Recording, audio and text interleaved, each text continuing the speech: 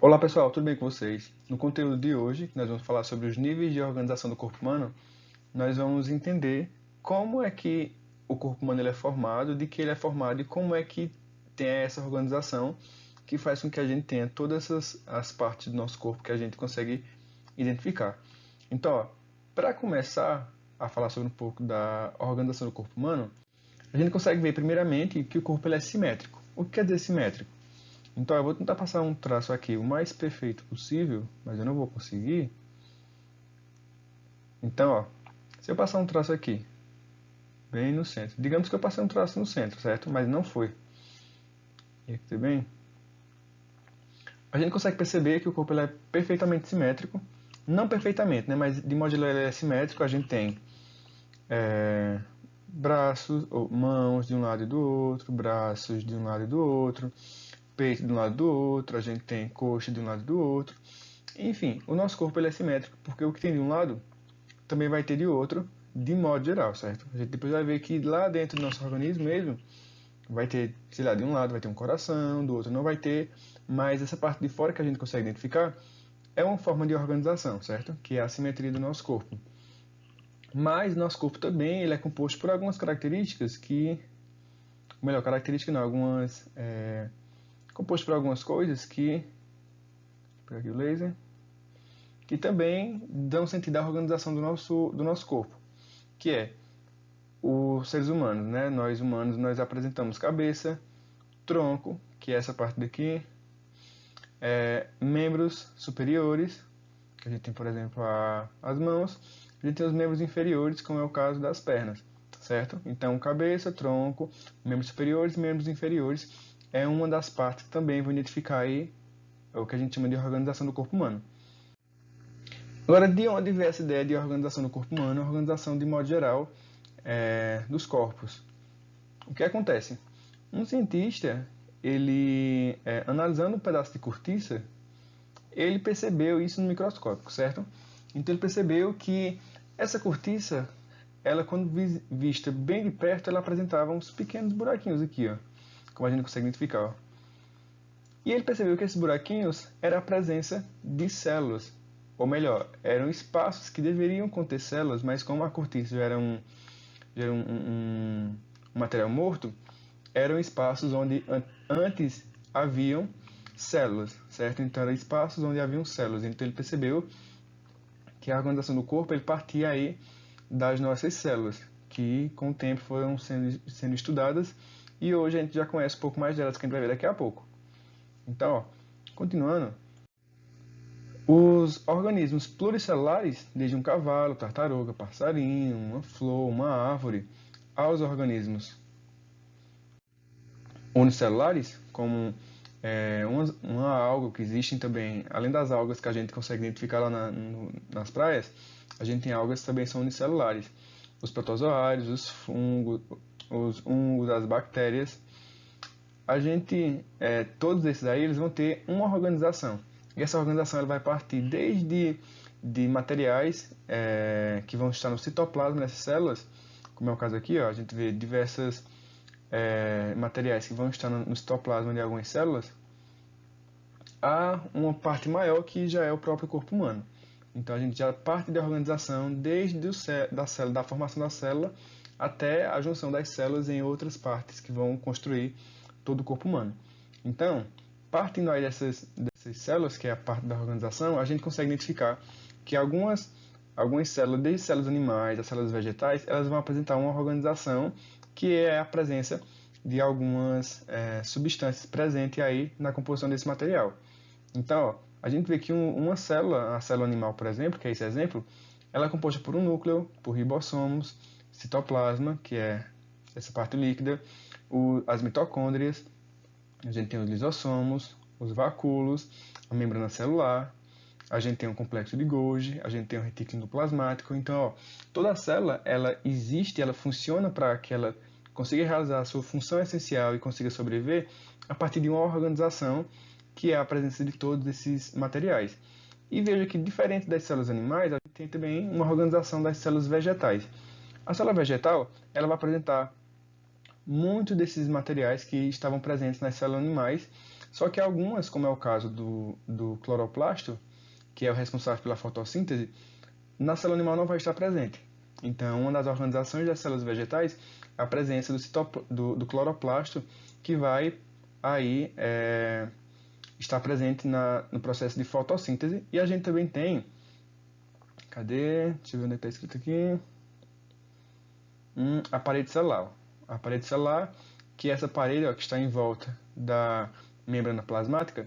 Então, lá na célula animal, a gente tinha a membrana plasmática, mas na célula vegetal, a gente, além da membrana plasmática, a gente vai ter uma parede celular, que é essa paredinha verde, que ela vai dar maior sustentação não, vai dar maior segurança para essa célula, já que ela consegue adquirir, ela consegue ter uma absorção maior de água.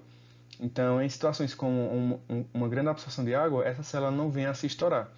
Então, só a membrana plasmática não seria suficiente para segurar a quantidade de água que a célula vegetal ela consegue comportar. Então, para isso, é necessário, né, no processo de evolução das células, aí o surgimento de uma parede celular, certo? Então, uma das principais características de diferença entre uma célula vegetal e uma célula animal é que a célula vegetal ela vai apresentar os cloroplastos, que são responsáveis pela fotossíntese, e a parede celular, que dá maior resistência a essa célula. Então, depois das células, vejam só, a gente tem uma coisa chamada de...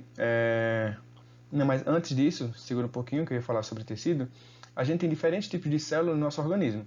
Então, por exemplo, a gente vai desde células sanguíneas, a gente tem as células da superfície da pele, as células ósseas, as células do osso, célula óssea, células epiteliais, células dos músculos, aqui no caso são os músculos cardíacos, células musculares esqueléticas, a gente tem os neurônios, que são as células do nosso sistema nervoso, a gente temos aqui as células do músculo liso. Então, nós temos diferentes tipos de células. Então, aquela célula que a gente viu, a célula animal, é uma estrutura geral de um tipo de célula animal, ou seja, um tipo de célula que existe no nosso organismo, mas existem diversos tipos diferentes de células que vão dar origem a diversas partes do nosso corpo. Então, a partir dessas células, então, por exemplo, a partir da célula, célula muscular cardíaca, a gente vai ter aí a formação do tecido do nosso coração. Então, ó, partindo disso, a gente tem a formação dos tecidos. Então, aglomerado de algum tipo específico de célula, ela vai produzir um tecido que ele vai dar aí a estrutura para um determinado órgão. Então, de modo geral, a gente tem que os órgãos eles são formados por tecidos e esses tecidos, consequentemente, são formados por células. Então, ó, passando daqui, então a gente tem que o aglomerado de células vão formar tecidos e a junção desses tecidos e a organização desses tecidos vão, consequentemente, formar os órgãos. Então, como eu falei, por exemplo, o coração? Ele é formado a partir de uma célula muscular cardíaca. A célula muscular cardíaca ela vai se organizar formando um tecido muscular do coração e, consequentemente, a organização desse tecido ele vai conseguir formar aí o próprio órgão, que é o coração. Então, veja aqui, ó, a gente tem lá o neurônio, que o conjunto dos neurônios vai formar um tecido e esse tecido futuramente não, né?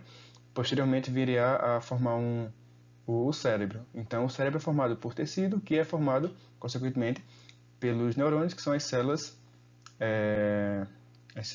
do sistema nervoso, que é o que forma aí o cérebro. Então, alguns exemplos aqui de órgãos: a bexiga, os rins, estômago, coração, cérebro, a tireoide, os pulmões, o fígado, o intestino. Então, todos esses órgãos eles são formados por tecidos que, consequentemente, são formados por células. E vejam que aí a gente já tem uma organização do corpo humano, certo? Então, a gente tem as células se organizaram formando um tecido, os tecidos se organizaram formando um órgão, e alguns órgãos específicos, quando eles se juntam, eles se organizam, ele forma uma coisa que é chamada de... Deixa eu passar para a próxima página. De sistemas. Então, nós temos, ó, vários tipos de órgãos, eles se juntam para formar um determinado sistema. Então, ó, se você pegar aqui, por exemplo, alguns dos órgãos, como é o caso do fígado, a gente tem o estômago e o intestino, vejam que a junção deles vai formar um sistema que é chamado sistema digestório. Então aqui a gente tem o sistema circulatório, sistema ósseo, sistema... Acabei de falar e esqueci. O sistema digestório, a gente tem o sistema respiratório e aqui a gente tem o sistema nervoso. Então veja que a gente tem aqui 5 tipos diferentes de sistemas e esses sistemas é também uma parte da organização que é formada a partir dos órgãos. Então veja que a gente começou na célula. Então a célula se agrupa, se organiza formando um tecido, os tecidos se organizam formando os órgãos e os órgãos se organizam formando o sistema e os sistemas se organizam consequentemente formando o corpo humano. Então, ó, a interação entre os sistemas do nosso organismo é essencial para o seu bom funcionamento e a manutenção da saúde. Então, para que a gente consiga ter um organismo saudável, o nosso corpo saudável e ele realizando as atividades essenciais de modo adequado, a gente precisa que desde as células aos nossos sistemas estejam funcionando de forma adequada. Então, para o meu sistema digestório funcionar, eu preciso que as minhas células que compõem o meu sistema digestório estejam funcionando.